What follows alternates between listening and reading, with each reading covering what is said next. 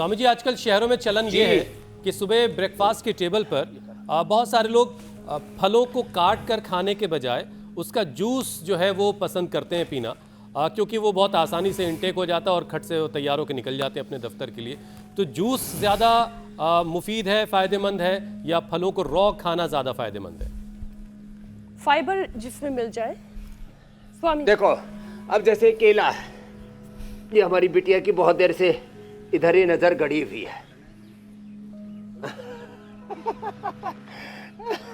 तो केला को कोई मिल्क में डाल करके उसको घोट करके पीता है तो कोई दिक्कत नहीं, क्योंकि इसका फाइबर उसी में रहता है।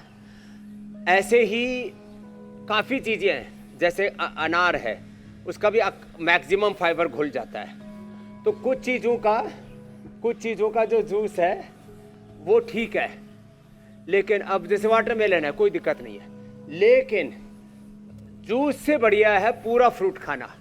ये मतलब जो साइंस है और जो उसके एक्टिव कंपोनेंट्स, इंग्रेडिएंट्स हैं, उनके जो मेडिसिनल कंपाउंड्स हैं, वो सारे तो पूरा का पूरा फ्रूट खाएं तो ज़्यादा अच्छा है। और जिनमें थोड़ी असुविधा होती है, जैसे पाइनएप्पल, किसी को बहुत ज़्यादा खट्टा लग रहा है, फाइबर जो है कहीं उलझ जा रहा है दांतों पातों में, तो वैसे तो पूरा फाइबर अंदर जाए सभी फ्रूट्स का, वो बेहतर है। अपवाद रूप में फलों का जूस पीना चाहिए। 99% कोशिश करनी चाहिए फल पूरा खाया जाए, ये है बात। एक स्वामी जी ना, सेब का आजकल देखती हूँ ज्यादातर घरों में अब छिलका उतार के ही खाया जाता है, क्योंकि इतना वैक्स लगा होता है, कब तक आप उस छिलके को साफ करेंगे, वैक्स उतारेंगे। तो ऐसा तो नहीं कि छिलका उतार के खाने की वजह से जो छिलके वाला न्यूट्रिशन होता है वो नहीं मिल पाता?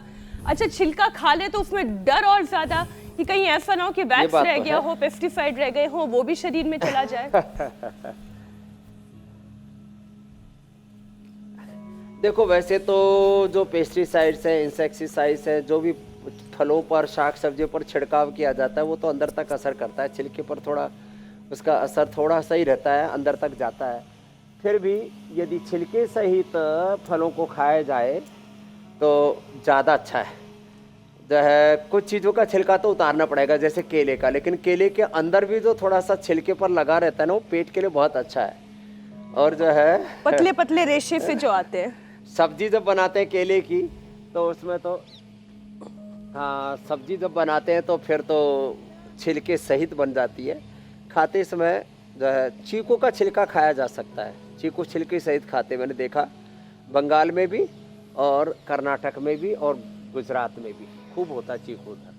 तो अनार का छिलका भी बहुत अच्छा होता है, पेट के लिए, कोलाइटिस के लिए दवाई होती है अनार का छिलका, लेकिन ऐसे खाने में दिक्कत होती है। तो कुछ चीज़ों के छिलके, अनार का छिलका अलग से उसको करके खा लें, पेट के लिए, डाइजेशन के लिए, कोलाइटिस के लिए औषधि है।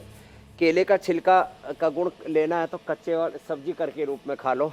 बाकी जब छिलका उतारते हैं तो उसके अंदर जो हल्की सी लेयर होती है उसको ऐसे चम्मच से ऐसे हल्का सा उसको लेकर के खा सकते हैं। सेब का जो आपने कहा, वो थोड़ा सा वैक्स वाली प्रॉब्लम ज़रूर है, लेकिन जैसा हम तो यहाँ धराली में हरसिल से, हिमालय से जो आता है उसमें वैक्स नहीं लगाते। जिनको स्टोरेज करना पड़ता है ना, वो वैक्स लगाते हैं। तो एकदम जो फ्रेश एप्पल आता है ना, इस समय आएगा भी, वो बिना वैक्स का होता है, उसको छिलके के साथ खाना चाहिए, उससे पेट। तो मतलब ये हुआ कि फाइबर के बगैर फलों का कोई बहुत महत्व बाकी नहीं रह जाता। तो कोशिश कीजिए कि फलों के फाइबर का इस्तेमाल साथ में हो, तभी वो ज़्यादा फ़ायदा देगा। अच्छा स्वामी जी, एक ज़रा भ्रम और दूर कर दें, लोगों ने ज़िंदगी आसान करने के चक्कर में पैक्ड जो आजकल जूस आ रहा है, डिब्बा बंद बाजार वाला, वो इस्तेमाल कर सकते हैं? उसकी परमिशन है आपकी तरफ से? तो अरे साहब, उसमें तो प्रिजर्वेटिव, शुगर और इतने भयंकर मात्रा में होते हैं, वो उसको गवर्नमेंट ने मना कर दिया है कि आप जूस लिख ही नहीं सकते, उसको फ्रूट ड्रिंक बोलते हैं। तो कोल्ड ड्रिंक तो खतरनाक थी, ये फ्रूट ड्रिंक उसकी भी बाप निकली अब। इसलिए हमने अभी नागपुर में पहला प्लांट लगाया संतरा का, जिसमें 1% भी प्रिजर्वेटिव नहीं होगा, 1% भी शुगर नहीं होगी, 100% जूस होगा, लेकिन ऐसे प्लांट देश में है नहीं। तो ये यदि हो जाए कि यदि 100% जूस मिल जाए कोई, तो पिए, बाकी तो ये बाजार में फ्रूट ड्रिंक के नाम पर तो पूरा चीनी का घोल है, उसमें बड़ा घालमेल है, इससे बचे। तो ये आपने बहुत अच्छा किया पूछ लिया, नहीं तो लोग फोटो छाप देते हैं पैकिंग के ऊपर और अंदर जो है पूरा का पूरा चीनी का घोल और प्रिजर्वेटिव का घोल होता है। उससे बचने की ज़रूरत है मेरे भाई। और ये सारे की सारी चीज़ों में सबसे ज़्यादा लोड पड़ता हमारे लीवर किडनी पर, उसको ठीक कराने के लिए हम मंडूकासन, पादांगुष्ठासन, स्पर्शासन ये सब भी करवा रहे थे, तो ये भी थोड़ा कर लें तो अच्छा है। बिल्कुल बिल्कुल ठीक है स्वामी जी, आपने जो बातें बताई हैं वो सब लोग बहुत गौर से सुन रहे होंगे, मुझे उम्मीद है, और अपनी ज़िंदगी में इसे शामिल करेंगे।